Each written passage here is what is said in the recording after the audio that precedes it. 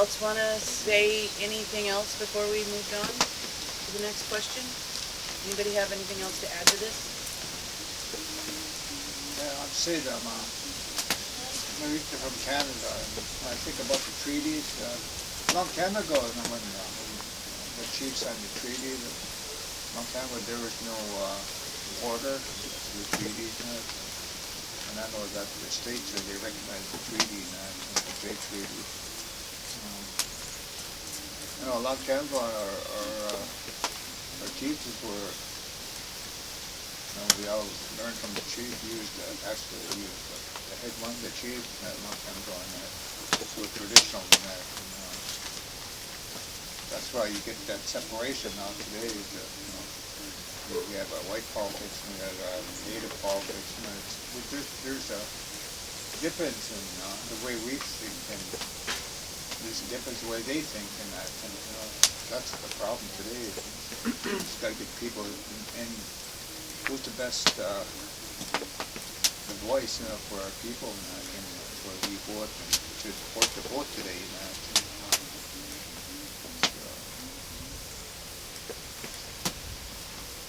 Long time ago, the men were the hunting and gatherers, and the women just stayed home and be cooked and that, and still there's a balance there, and now today that the women are good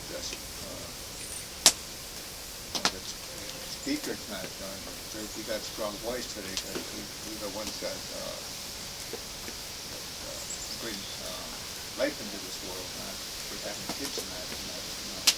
And when we sit in the lodge and that, there's a balance there. Women and we kind of sort of pray with one another. There's woman on one side, there's a man, and on the other side, there's woman. So there's that balance that we have today in that. Throughout history too, there was a time when we couldn't practice our religion, our ceremonies, and they were outlawed in that. And now the Freedom Act came along, and we have that right now to practice our traditions, our ceremonies, and that. And, now we're history. The white people don't understand that. They don't understand our culture, and that's why we need to educate them, and it's very important. As a native person, myself, the way I was taught, taught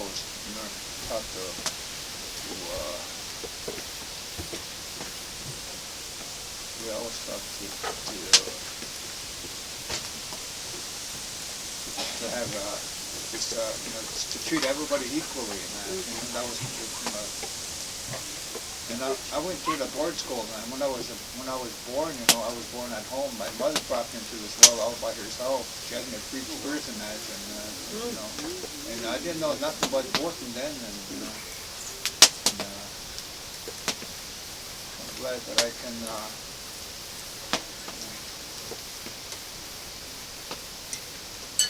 So I learned a lot. Our parents, they taught us.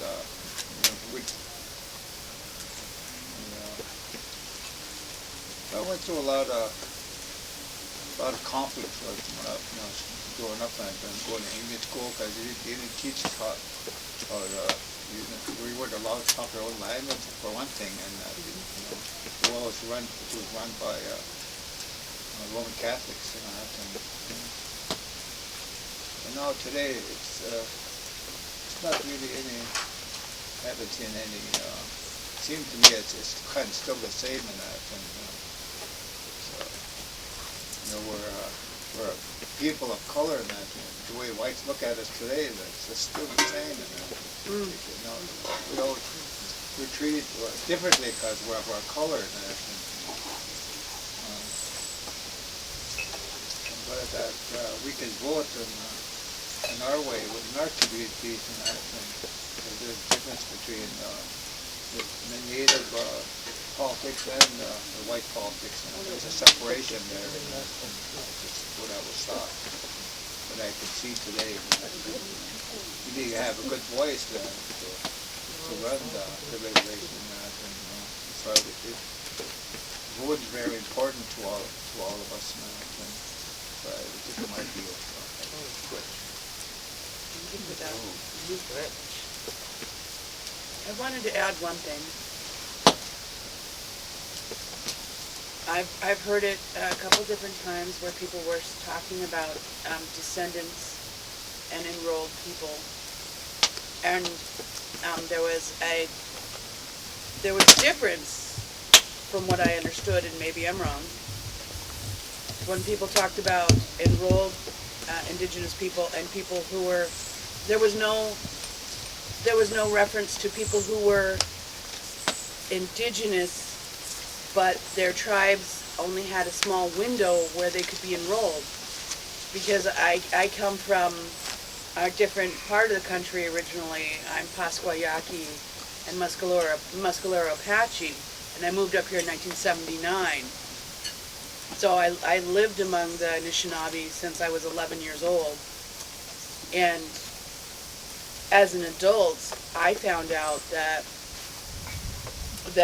there was a 10-year window for the Pasquayaki people to enroll, and that had passed because I was where?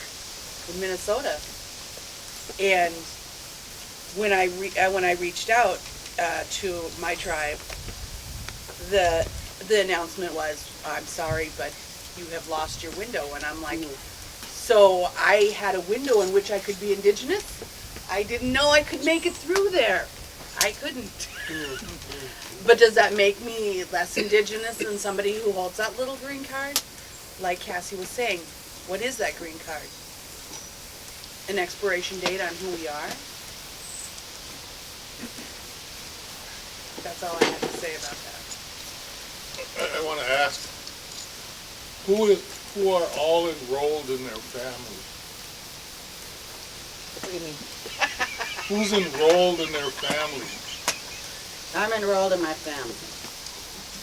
Who was born into their family? I was born into my family. Hallelujah. The federal enrollment process is a fairly new thing.